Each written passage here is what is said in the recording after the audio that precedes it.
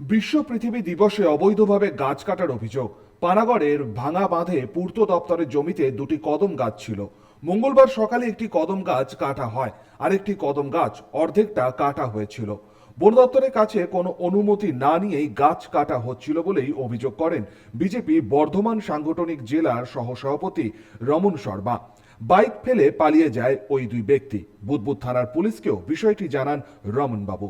এখন সকাল সকাল আমরা খবর পাই যে এরকম দুখানা কদমের গাছ আর কাটা হচ্ছে, তার মধ্যে একখানা গাছ কেটে ফেলে দেওয়া হয়েছে। আর খবর পেয়ে আমরা ফরেস্ট অফিসে জানালাম। আর ফরেস্ট অফিসের জানাবার পর কিছুক্ষণ পর দেখছি ফরেস্ট থেকে লোক এসে আর খবর পেলাম নাকি ওদের গাছ কাটার যন্ত্রপাতি এগুলো তুলে নিয়ে চলে গেছে। আবার তার কিছুক্ষণ পর আবার 1-1.5 ঘন্টার মধ্যেই খবর পাচ্ছি যে নাকি কাটা গাছগুলোকে আবার ও ট্র্যাক্টর করে তুলছে ট্রলি করে। আর তারপরে খবর পেয়ে ঘটনাস্থলে যখন আমি যাই তখন দেখি যে ওই গাছগুলো খালি করে ট্র্যাক্টরটা বেরিয়ে যাচ্ছে, আর ফরেস্টের একটা লোক ওখানে দাঁড়িয়ে আছে। তার মধ্যে একটা লোক যে গাছ কাটার মূল পান্ডা, সে ওখানে একটা কাগজ দেখাচ্ছে যে আমার পারমিশন আছে, অথচ সেটা ফরেস্ট তাকে পেনাল্টি করেছে গাছ কাটার। ওটা কোনো পারমিশন নয়। একে তো পিডব্লিউডির জায়গা, পিডব্লিউডির জায়গায় গাছ কী করে পারমিশন হতে পারে? আর তারপরে আমরা যখন ঝামেলা করলাম, লোকটা ওখান থেকে রীতিমতো তার সাথে আমার বচসা হলো। লোকটা ওখান থেকে বেরিয়ে গেল, ওর মোটরসাইকেল ওখানে দাঁড়িয়েছিল। বুদবুদ থানাকে খবর দিয়ে আর বুদবুদ থানা তার মোটরসাইকেলটা তুলে নিয়ে গেছে। আর তারা বললো যে আমরা এর সাথে পিডব্লিউডির সাথে যোগাযোগ করে ওই কাটা গাছগুলো সব পিডব্লিউডিকে তুলাবার ব্যবস্থা করছি। পানাগড় রেঞ্জের প্রণব কুমার দাস বলেন, সকালে খবর পেয়ে হানা দিয়ে ওই দুই ব্যক্তিকে আটক করা হয়। পরে মুচলেখা ও জরিমানা দিয়ে তাদের ছেড়েও দেওয়া হয়। তারপরই ওই দুই ব্যক্তি কেটে রাখা গাছগুলি পাচারের চেষ্টা করে। খবর পেয়ে আবারও বন দপ্তরের আধিকারিকরা পৌঁছালে চম্পট দেয় তারা।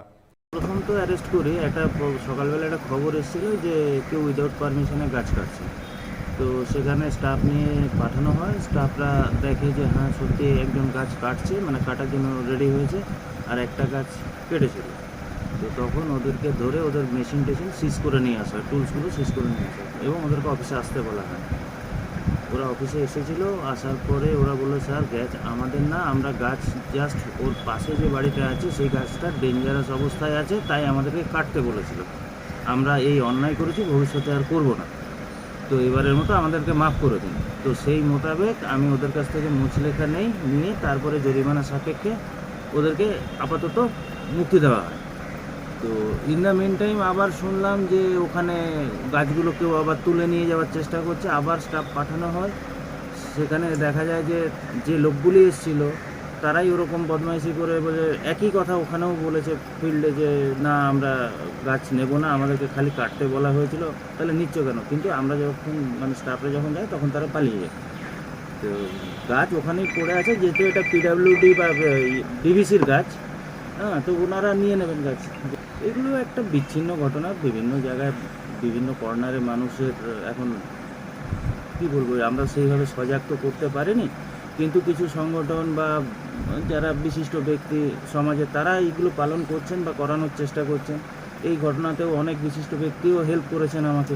পুলিশ পৌঁছে ওই দুই ব্যক্তির গাড়ি আটক করেছে। তবে যারা বন দপ্তরের অনুমতি ছাড়া গাছ কাটলো তাদের বিরুদ্ধে কড়া ব্যবস্থা গ্রহণ করতে চলেছে বন দপ্তর, এমনটাই সূত্রের খবর।